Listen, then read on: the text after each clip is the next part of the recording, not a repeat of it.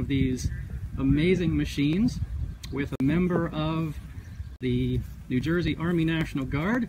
And sir, what is your name and rank? Hi, I'm Staff Sergeant Simon DeBram. Okay.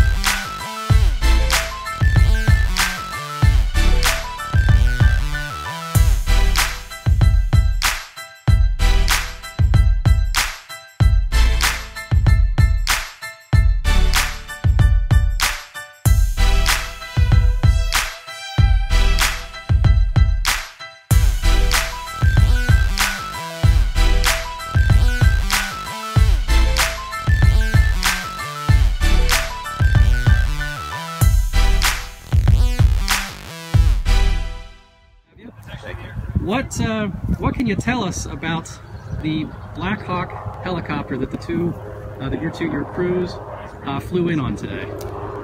We have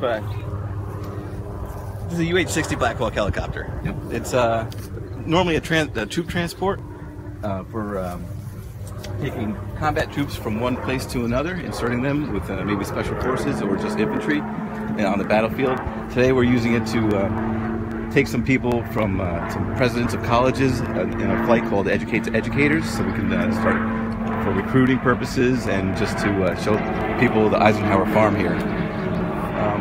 Some of the things the BlackHawk can do is we have a top speed of around 150 knots, 160 knots. 150 knots, 160 knots. What is that in miles per hour for those of us who are a little bit... It might be 170, 180 miles an hour. Okay. Two pilots sit here.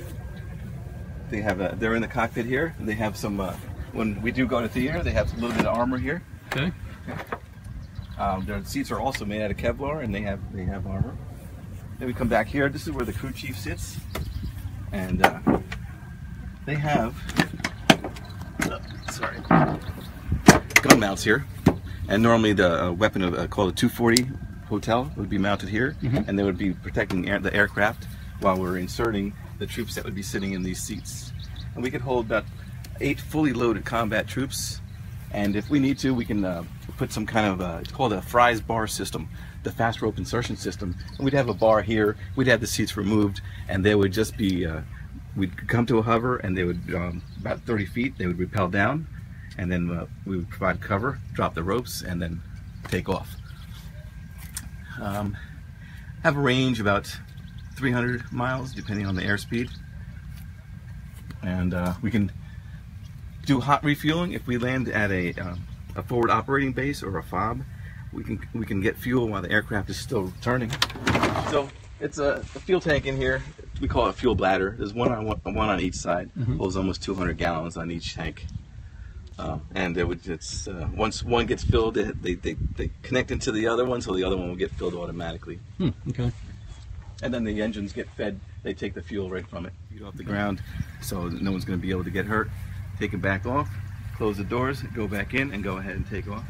The rotor blades are 54 feet across, made out of titanium and fiberglass, with some nitrogen inside, and the blade spar. One piece titanium head, or a hub we call it. 2 engines, GE 701 Deltas.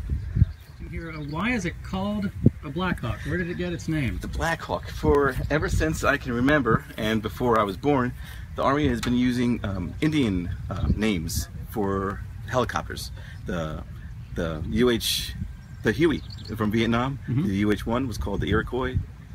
Then we have the Apache, the BlackHawk. You see, it's not black, it's from the BlackHawk tribe. Got it. All right. Okay.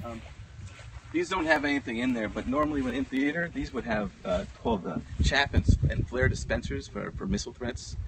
This would be can't get too far into it, but they would be attached in here, and there would be other things going on. There's kind of bumps and things happening on the aircraft towards the back and the bottom, where it helps protect in different types of threats. And yes, they're not on this aircraft right now because it's home. Is the Army the only unit of the military that uses BlackHawks? No. Other units use BlackHawks, but they call it different things. Like I believe the Navy has Seahawks. The Air Force has Pavehawks. I think the Marines probably just stick with the 53s and stuff, but they may have it. I'm not positive, but no. So they're not the only. We're not the only.